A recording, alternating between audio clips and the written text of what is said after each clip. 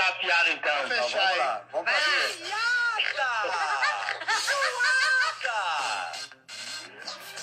Entrou um bêbado na igreja, né?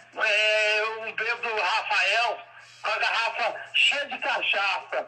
Aí, quando ele entrou na igreja, aí o pastor Abraão, aí gritou os irmãos todos: meus irmãos, todo mundo de pé, na hora que o bêbado entrou na igreja com a garrafa de cachaça.